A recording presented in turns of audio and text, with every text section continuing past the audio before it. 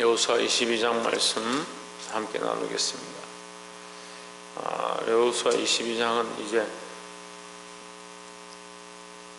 르우벤과 므낫세 반지파가 이제 요단 건너편으로 다시 돌아가게 되는데, 원래 요단을 건너오기 전에 그들이 이미 그 땅이 좋다 해서 분깃을 얻었기 때문에 그 가족들을 거기 남겨두고 요단을 함께 건너서 여호수아와 함께 와서 나머지 가나안 땅을 취하는 그 일을 다 마무리하고, 이제 여호수아가 이제 돌아가라, 우리가 가나안 땅을 다 취했으니까 너희는 너희 가족들이 있는 곳으로 가서 편히 쉬어라, 이렇게 명령하는 장면이 나옵니다.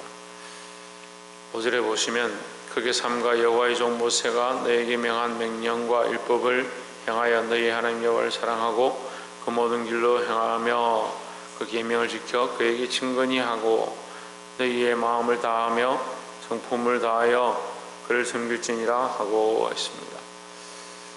돌려보내는데 너희가 반드시 잊지 말아야 될 게 뭐냐, 이 땅을 얻었고 저 땅을 얻었고 너희가 싸움을 얼마나 해서 승리를 얼마나 했고, 그것을 기억하기보다 반드시 잊지 말아야 될 게 뭐냐, 하나님을 경외하는 것, 마음을 다하고 성품을 다하고 뜻을 다하여 여호와를 경외하는 것, 그것을 잊지 마라.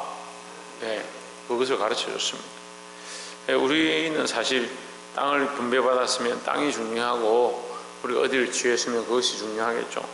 그리고 또 월급을 얼마 받았다, 또는 어떤 소득이 생겼다, 뭘 하고 있다, 그런 것에 주목하는데, 우리가 정말 주목해야 될 것은 우리가 참으로 하나님을 경외하는가, 하나님의 영광을 위해 살아가는가, 그것이 중요하고, 마음을 다하고 뜻을 다하여 하나님을 경외하는 것, 그것을 잊어버리면 안 된다라는 겁니다. 우리의 마음의 중심이 하나님 경외하는 것, 우리의 생각의 중심이 하나님께 예배하는 것에 집중하고 있는가 늘 돌아보시기를 주의 이름으로 축원합니다. 이제 그런데 돌아가는 그 르우벤과 므낫세 반지파 그들이 요단강을 건너기 전에 10절에 보시면 르우벤 자손과 므낫세 반지파가 가나안 땅 요단 언덕가에 이르자 거기서 요단가에 단을 쌓았는데 볼만한 큰 단이었더라 했습니다. 단이 얼마나 큰지 멀리서도 보였다. 단을 쌓고 요단을 건너는데, 단을 쌓았다는 얘기를 들으니까 이스라엘 백성들이 지금 막 의가 충만하죠. 땅을 얻었고 그곳에 이제 자기들이 분배받은 땅도 있고 하나님 역사하셨던 것들을 보았기 때문에 이 이스라엘 백성들의 의분이 가득한 겁니다. 그래서 그걸 보고 어찌하여 단을 쌓았느냐, 우리가 하나님 앞에 단을 쌓는 것은 성막밖에 없는데 너희가 어찌하여 거기에 제단을 쌓았느냐, 이렇게 하게 되죠. 그래서 12절에 보시면 이스라엘 자손이 이를 듣자 곧 이스라엘 자손의 온 회중에 실로에 모여서 그들과 싸우려 가려 하니라 했습니다. 옳지 않다, 이게 하나님 앞에 옳지 않다, 그래서 우리는 하나님을 위해서 싸우겠다, 이제 이스라엘 백성이 그렇게 결정을 하고 두령들을 보냅니다. 16절에 여호와의 온 회중이 말하기를 너희가 어찌하여 이스라엘 하나님께 범죄하여 오늘날 여호와를 쫓는 데서 떠나서 자기를 위하여 단을 쌓아 여호와를 거역하고자 하느냐 했습니다. 그러니까 제단이 필요 없는 게 아닌데, 하나님 앞에 이제 성막이나 해막은 하나만 있으면 되는데 너희가 따로 제단을 쌓았다, 이제 따로 제단을 쌓는 것은 우상을 만드는 것이다, 이렇게 보는 거죠. 그래서 너희가 우상을 만든 것, 하나님을 섬기는 것 외에 다른 것을 위하여 만든 게 아니냐, 이렇게 되는 거죠. 그래서 10절에 보면 버올의 죄악으로 인하여 이스라엘의 온 회중에, 17절에 버올의 죄악으로 인하여 이스라엘 회중에 재앙이 내렸으니 서나 오늘날까지 우리가 그 죄에서 정결함을 얻지 못하였거늘 그 죄악이 우리에게 부족하여서, 이렇게 얘기합니다. 그러니까 이 대표성을 얘기하는 거죠. 너희가 한 사람이 범죄함으로 이스라엘에 이런 큰 재앙이 임하고, 20절에도 세라의 아들 아간이 받침 물건에 대하여 범죄하였으므로 이스라엘 온 회중에 진노가 임하지 아니하였냐, 이렇게 얘기합니다. 그러니까 대표성으로 한 사람의 범죄로 말미암아 이스라엘 전체에 하나님의 재앙이 임했는데 너희가 이런 큰 죄를 범하면 어떻게 하겠느냐, 이렇게 얘기하는 거죠. 그래서 이것은 사실 믿음에서 시작된 모양들입니다. 근데 믿음의 모양이 다 다르죠.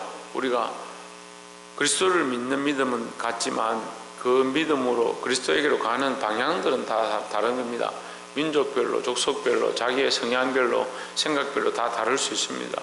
그래서 다르다고 우리가 다 아니다라고 할 수 없죠. 하지만 우리가 그리스도를 섬기는 마음은 똑같아야 한다라는 겁니다. 이 백성들이 이 제단을 쌓았는데 이 제단 쌓은 것 때문에 그 하나님 앞에 범죄한 것이다. 그래서 우리는 그것을 용납할 수 없다.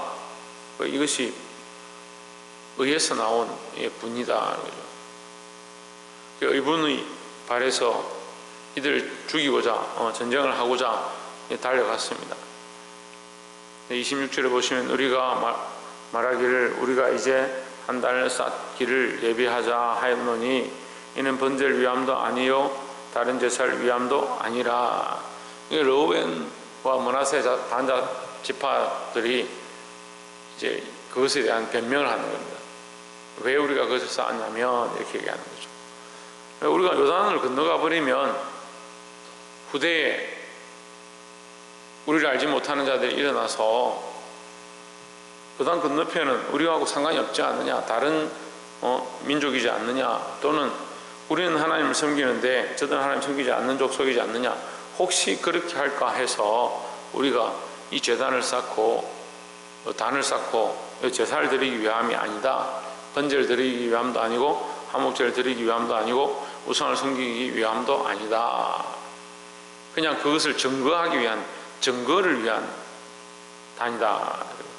27절에 우리가 여호와 앞에서 우리 번제와 우리 다른 제사와 우리 화목제로 섬기는 것을 우리와 너희 사이와 우리의 후대 사이에 증거가 되게 할 뿐으로서 너희 자손으로 후일에 우리 자손에게 이르기를 너희는 여호와께 분의가 없다 못하게 하려 함이로라 했습니다.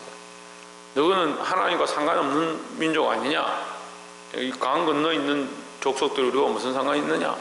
이렇게 할까, 그렇게 할까 해서 우리가 증거를 삼기 위해서 이 단을 쌓았다. 그런 의미를 얘기하는 거죠. 그래서 우리는 각자 모양이 다르지만 우리 속에 그리스도를 믿는 증거, 하나님을 믿는 믿음의 증거들을 가지고 있어야 한다라는 겁니다. 믿음이 있다는 사람들이 사실 그 속에 믿음이 없는 게 문제입니다. 행동이 어떻느냐, 사람들은 행동이 중요하다 생각하는데 행동보다 뭐가 중요하냐면 중심이 중요합니다. 근데 우리는 겉으로 보죠. 저 사람이 이렇게 행동하느냐, 저렇게 행동하느냐, 저건 옳지 않은데 왜 저렇게 행동하느냐.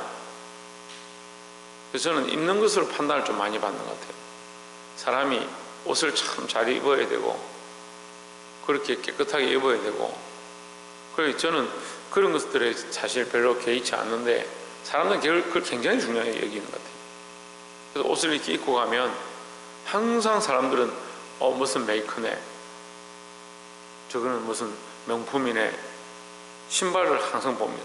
사람들이 그러니까 상대방을 판단할 때 신발을 뭐 신었느냐, 옷을 뭘 입었느냐, 그걸 가지고 사람을 판단하니까 그 사람에게 내가 어떤 사람인지 보이기 위해서는 그 사람이 알만한 옷을 입어야 되는 거예요. 그러니까 합당치 않습니다. 그러니까 하나님 앞에 하나님 원하시는 삶을 살아야 되지 사람들이 원하는 삶을 살면 안 되죠. 근데 그게 너무 보편화되어 가지고 그게 당연한 것이고 사람들에게 보이는 것이 중요하고 겉으로 드러나는 것이 중요한 줄 알고 그런 기준으로 사는 겁니다. 그런데 하나님 우리가 뭘 보시냐? 우리의 중심을 보십니다.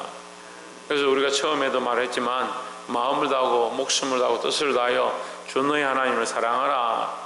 그건 겉으로 보이는 게 아닙니다. 그러니까 르우벤 지파와 므낫세 반 지파도 이 겉으로 보이는 건 증거를 세운 것, 이것이 그렇게 크게 자랑할 만한 것은 아니에요.